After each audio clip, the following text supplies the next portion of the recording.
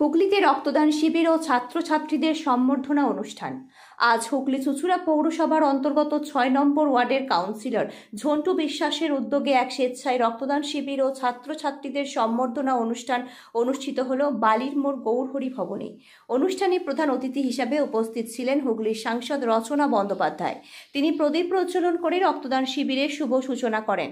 এরপর সাংসদ রক্তদাতাদের সঙ্গে কথা বলেন এবং তাদের হাতে সম্মান স্মারক তুলে দেন। রচনা বন্দ্যোপাধ্যায় এদিন বলেন, পরিযায়ী শ্রমিকদের জন্য মুখ্যমন্ত্রী মমতা বন্দ্যোপাধ্যায় যে উদ্যোগ ও বক্তব্য রেখেছেন তা অত্যন্ত প্রশংসনীয়। আমি এতে খুশি। এদিনের অনুষ্ঠানে আরও উপস্থিত ছিলেন সপ্তগ্রামের বিধায়ক তপন দাশগুপ্ত, পৌরপ্রধান অমিত রায় সহ বহু বিশিষ্ট ব্যক্তি। ছাত্রছাত্রীদের হাতে সম্বর্ধনা স্মারক ও পুরস্কার তুলে দেওয়া হয়। সাংসদ জানান, সমাজের কল্যাণমূলক কাজের জন্য এই ধরনের রক্তদান শিবির অত্যন্ত প্রয়োজনীয় এবং আগামী দিনেও তিনি সাধারণ মানুষের পাশে থেকে এমন উদ্যোগকে উৎসাহ দেবেন। রক্তদান শিবিরে সাংসদ রচনা বন্দ্যোপাধ্যায় সম্মানিত হলেন রক্তদাতারা। হুগলির বালির মোড়ে রক্তদান শিবির ও সম্বর্ধনা অনুষ্ঠান। উপস্থিত সাংসদ, বিধায়ক। পরিযায়ী শ্রমিকদের প্রসঙ্গে খুশি সাংসদ রচনা বন্দ্যোপাধ্যায়। রক্তদান শিবিরের বার্তা সমাজের প্রতি।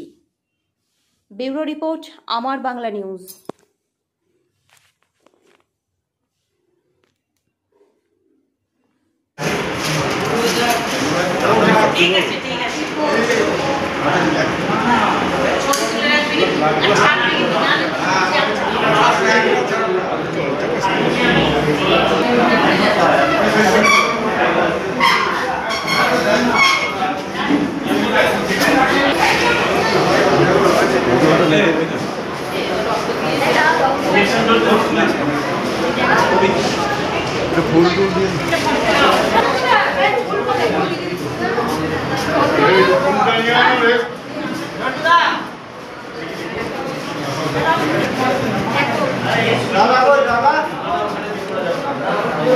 তুমি ভাই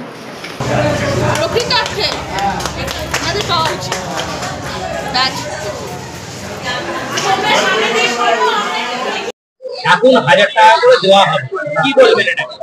দিদি আছে, আমি সবসময় বলি পশ্চিমবাংলার যে উপরে যদি কেউ থাকেন, আমাদের মা মমতা সবকিছুই উনি যেটা ঠিক করবেন সবসময় ভেবেচিন্তেই ঠিক করেন এবং ওনার প্রত্যেকটি জিনিস যেটা উনি করেন মানুষের ভালোর জন্য করেন, মানুষের কথা চিন্তা করে করেন।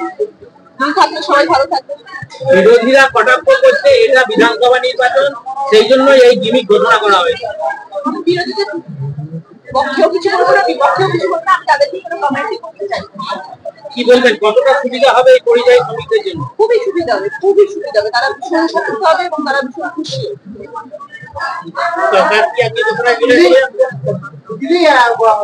কিছুদিন আগে বলাগড়ের বিধায়ক অভিনন্দন ব্যাপারী একটি পোস্ট শেয়ার করেছে সমাজ মাধ্যমে, যেখানে 26শে বিধানসভা নির্বাচনে আসন নিয়ে তিনি বলেছেন যে আমি বালিচর নই, গরু পাচার করিনি, এই বিষয় নিয়ে কেন আমি নির্বাচনে টিকিট পাবো না, এটা একটা ক্ষেত বলেছে। তৃণমূলেরই একাংশ, তিনি তার অভিযোগ তৃণমূলেরই একাংশ ফেসবুক বা সমাজ মাধ্যমে ছড়াচ্ছে যে তিনি আর টিকিট পাবেন না সেখানে। সেই জায়গায় তিনি প্রশ্ন করছেন তিনি কেন টিকিট পাবেন না। সেটা দিদি ঠিক করবেন, দল থেকে ঠিক করবেন যে কে টিকিট পাবে, কে টিকিট পাবে, সেটা নিয়ে মজুসা করে বা সেটা নিয়ে এখন সংবাদ মাধ্যমে কথা না বললেই হয়। দেখা যাক দিদি কাকে কি টিকিট দেন, পরে তারপর এই নিয়ে কথা বলা যাবে। তিনি তো মাঝখানে বেশ কয়েকদিন সমাজ মাধ্যমে নিজেকে বিরত রেখেছিলেন, আবার ফের দলের বিরুদ্ধে বেশ কিছু বিস্ফোরক অভিযোগ তুলছে, চলবে এটা নিয়ে আমার এখন এই মুহূর্তে কিছু বলার নেই। মনোরঞ্জনের ব্যাপারে আমি বলতে চাই না, আগে দেখা যাক টিকিট পান।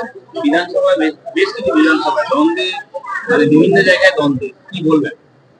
দ্বন্দ্ব কোথায় নেই? দ্বন্দ্ব তো সব জায়গায় আছে, কিন্তু সেটা নিয়ে তো আমাদের আলোচনা করা বা সেটা নিয়ে ইন্সপেকশন না করে সেটা নিয়ে আমরা যেগুলো আমাদের পজিটিভ থিং, যেগুলো নিয়ে আমরা ভালো কাজ করছি আমরা সেগুলো নিয়ে এগিয়ে যাই। আমরা সেগুলোই থাকি, দিদি প্রকল্পগুলো নিয়ে আমরা আলোচনা করবো, দিদি মানুষের জন্য কি করছেন, পশ্চিমবাংলার মানুষের জন্য কি করেছেন, কি করছেন। আজকে আমাদের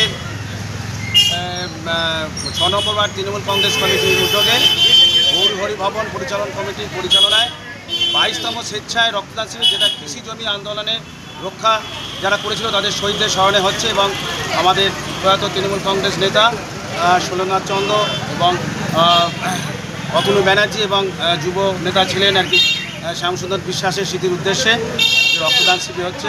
সকলকে অনেক শুভেচ্ছা জানাই। সকলকে আমন্ত্রণ জানানো হয়েছে, যাদের যাদের মনে হয়েছে তারা এইখানে এসছেন, এখনও আসবেন। সারাদিন ধরে আমাদের অনুষ্ঠান আছে, সন্ধ্যা 6টাতেও আমাদের ছাত্রছাত্রীদের সম্বর্ধনা অনুষ্ঠান আছে। নিশ্চয়ই সময় পেলে আসবেন, এখনও আছে তো সময়। আপনাকে জানানো হয়েছিল? নিশ্চয়ই জানানো হয়েছে, জানি। আপনার প্রোগ্রাম আপনি কি জানিয়েছিলেন, নিমন্ত্রণ জানিয়েছিলেন? নিশ্চয়ই জানেন, অর্থচর তো আমাদের অভ্যন্তরীণ ব্যাপারে নিশ্চয়ই জানানো হয়েছে, সবাইকে আমন্ত্রণ জানানো হয় এবং প্রচার যন্ত্র প্রচুরভাবে সক্রিয়, চারিদিকে ফেসবুক, হোয়াটসঅ্যাপ, টুইটার সব জায়গায় আর কি আমাদের সকলকে আমন্ত্রণ জানানো হয়েছে এবং সকলেই আস্তে আস্তে আসছে। এই সময় উনি আসতে পেরেছেন, ওনার সময় ওনার কাজ আছে বোধহয়, তাই না আসতে পারেননি। আপনার পাশে আপনার এলাকার বিধায়ক নেই, কিন্তু পাশের বিধানসভার বিধায়ক আপনারা ওইভাবে দেখছেন, সবসময় আছে।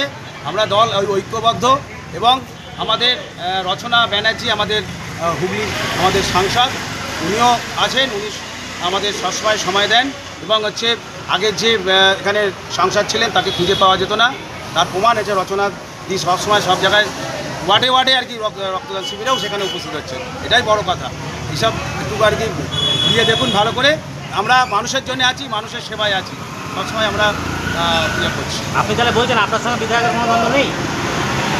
দ্বন্দ্ব কোথায় আর কি, মত পার্থক্য হতে পারে হয়তো। তিনি সব কিছু আমরা ওনার আর কি সব কিছু মেনে নিতে হবে, কেউ কোনো কার কি সবাইকার হতে পারে। বাড়িতে সংসারে যদি কেউ হয় আমরা নীরবে সহ্য করি, কিন্তু হয়